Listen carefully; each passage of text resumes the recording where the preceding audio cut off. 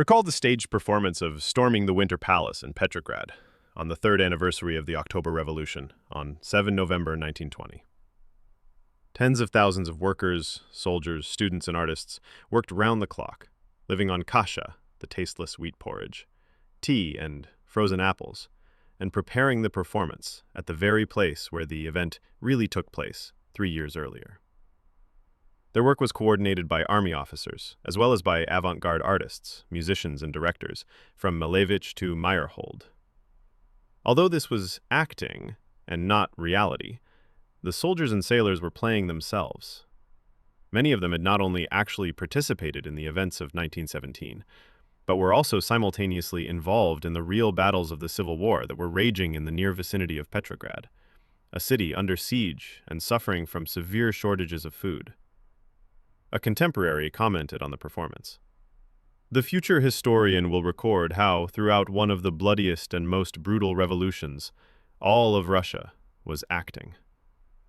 The formalist theoretician Viktor Shklovsky noted that some kind of elemental process is taking place where the living fabric of life is being transformed into the theatrical.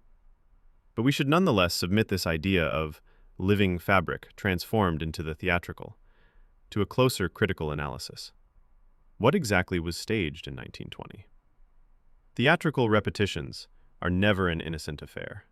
They always subtly transform the reality they restage, especially if it is a reality as politically charged as that of the October Revolution. This reenactment, watched by 100,000 spectators, provided the model for official films made later, which showed fierce fighting during the storming of the Winter Palace. Although, in reality, the Bolshevik insurgents had faced little opposition. The provisional government had dwindled to a meeting of ministers in the Winter Palace. A few Red Guards climbed in through the servants' entrance and arrested them. Prior to this attack, Kerensky himself left the palace by simply driving a car. One sailor was killed when his rifle went off in his hand. 4 Red Guards and 1 sailor were killed by stray bullets. That was the total death toll on this historic day. Most people in Petrograd did not even know that a revolution was taking place. Lenin took a streetcar the day before to a Bolshevik meeting to declare a revolution and almost got lost, although streetcars functioned smoothly. One can imagine him telling the driver, "Sorry, I am in a hurry, I have to make a revolution." A streetcar, named revolution. But it wasn't just this chaos that had to be erased. When popular dissatisfaction in Russia grew, and Lenin's idea that there was a chance for revolution was accepted, the majority of the Bolshevik party leaders tried to organize a mass popular uprising. Trotsky, however, advocated a view which to traditional Marxists could not but appear as blanquist. A narrow, well-trained elite should take power. After a short oscillation, Lenin defended Trotsky. Against the latter Trotskyite defenders of an almost democratic Trotsky, who advocates authentic mass mobilization and grassroots democracy, one should emphasize that Trotsky was all too well aware of the inertia of the masses. The most one can expect of the masses is chaotic dissatisfaction. A narrow, well-trained, revolutionary striking force should use this chaos to strike at power and thereby open up the space where the masses can really organize themselves. Here, however, the crucial question arises: what does this narrow elite do? In what sense does it take power? The true novelty of Trotsky becomes visible here. The striking force does not take power in the traditional sense of a palace coup d'etat, occupying government offices and army headquarters. It does not focus on confronting police or army on the barricades. Let us quote some passages from Curzio Malaparte's unique The Technique of Coup d'etat, 1931, to get the taste of it. Kerensky's police and the military authorities were especially concerned with the defense of the state's official and political organizations, the government offices, the Maria Palace, where the Republican Council sat, the Tauride Palace, seat of the Duma, the Winter Palace, and general headquarters. When Trotsky discovered this mistake, he decided to attack only the technical branches of the national and municipal government. Insurrection for him was only a question of technique. In order to overthrow the modern state, he said, you need a storming party, technical experts, and gangs of armed men led by engineers. On the eve of the coup d'etat, Trotsky told Dzerzhinsky that Kerensky's government must be completely ignored by the Red Guards, that the chief thing was to capture the state and not to fight the government with machine guns, that the Republican Council, the ministries, and the Duma played an unimportant part in the tactics of insurrection and should not be the objectives of an armed rebellion, that the key to the state lay not in its political and secretarial organizations, nor yet in the Tauride, Maria, or Winter Palaces, but in its technical services, such as the electric stations, the telephone and telegraph offices, the port, gasworks, and water mains. Trotsky thus targeted the material, technical grid of power, railways, electricity, water supply post, etc., the grid without which state power hangs in the void and becomes inoperative. Legend says that in the early morning, after Trotsky's men did all this, Trotsky said to the Bolshevik leadership, "Okay, the revolution is won. I am tired, and I'll catch some sleep now." Lenin and others then went to lead the mobilized masses to fight the police and storm the Winter Palace, an act without any real relevance. Instead of indulging in a miserable moralist democratic rejection of such a procedure, one should rather analyze it coldly and think about how to apply it today, since Trotsky's insight has gained new relevance with the progressive digitalization of our lives in what could be characterized as the new era of post-human power. Most of our activities and passivities are now registered in some digital cloud, which also permanently evaluates us, tracing not only our acts but also our emotional states. When we experience ourselves as free to the utmost, surfing the web where everything is available, we are totally externalized and subtly manipulated. Everything today is regulated by some digital network, from transport to health, from electricity to water. That's why the web is our most important commons today. And the struggle for its control is the struggle today. The enemy is the combination of privatized and state-controlled commons, corporations, Google, Facebook, and state security agencies, NSA. But we know all this. So where does Trotsky enter here? The digital network that sustains the functioning of our societies, as well as their control mechanisms, is the ultimate figure of the technical grid that sustains power. And does this not confer new relevance to Trotsky's idea that the key to the state lies not in its political and secretarial organizations, but in its technical services? Consequently, in the same way that for Trotsky, taking control of the post, electricity, railways, etc., was the key moment of the revolutionary seizure of power, is it not the case that today, the occupation of the digital grid is absolutely crucial if we are to break the power of the state and capital?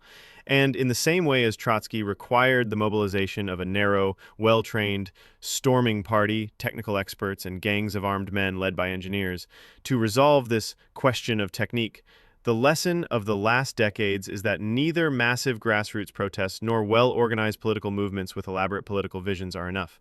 We also need a narrow striking force of dedicated engineers, hackers, whistleblowers, etc., organized as a disciplined conspiratorial group. Its task will be to take over the digital grid, to wrest it from the hands of corporations and state agencies, which now de facto control it.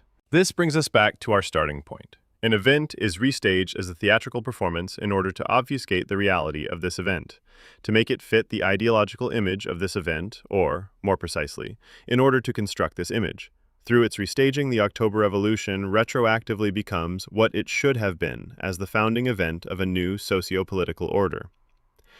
There is a strange parallel between this restaging and the status of justice. Recall the well-known aphorism, "Justice must not only be done, but must also be seen to be done."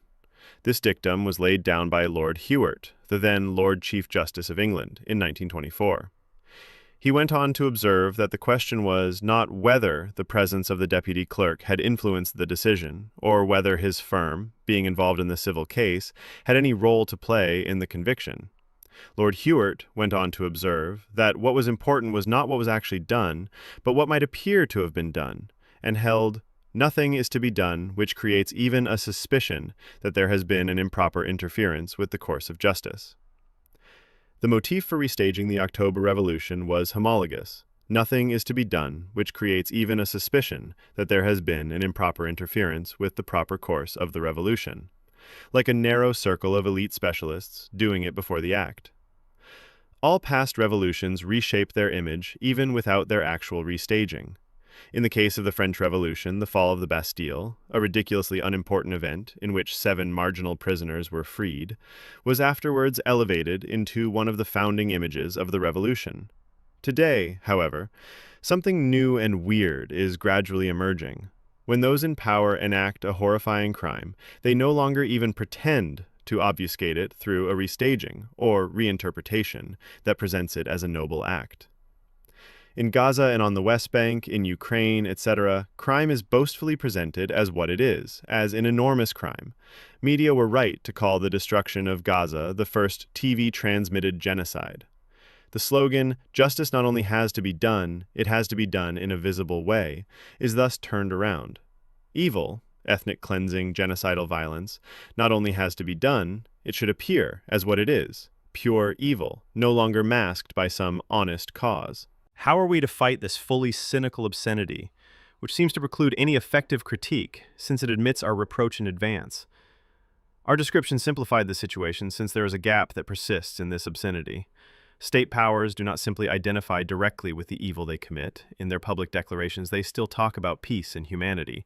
The IDF, for example, continues to claim to be the most humane army in the world, etc. In short, the two levels coexist. In a dispassionate way, the state continues to talk about peace and humanity, without any subjective commitment behind it, while public opinion and parts of state propaganda simultaneously abound with openly displayed enjoyment in committing terrible crimes. This gap opens up a way to counterattack through simple public ethical acts. Recall that recently more than 1,200 Israeli academics issued an open letter, calling on the heads of Israeli academic institutions to speak out and act to stop the war on Gaza. As academics, we recognize our own role in these crimes, the letter states. It is human societies, not governments alone, that commit crimes against humanity. Some do so by means of direct violence. Others do so by sanctioning the crimes and justifying them, before and after the fact, and by keeping quiet and silencing voices in the halls of learning. It is this bond of silence that allows clearly evident crimes to continue unabated, without penetrating the barriers of recognition. We cannot claim that we did not know, the letter adds. We have been silent for too long, for the sake of the lives of innocents and the safety of all the people of this land. If we do not call to halt the war immediately, history will not forgive us.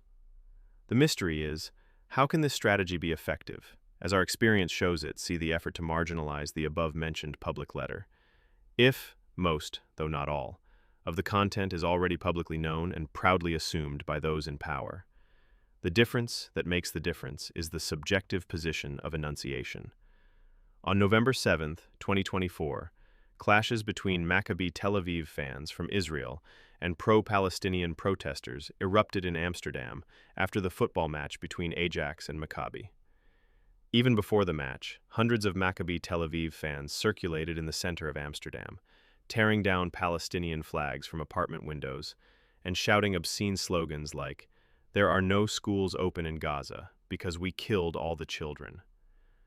All we need to do is repeat these same words, with shame.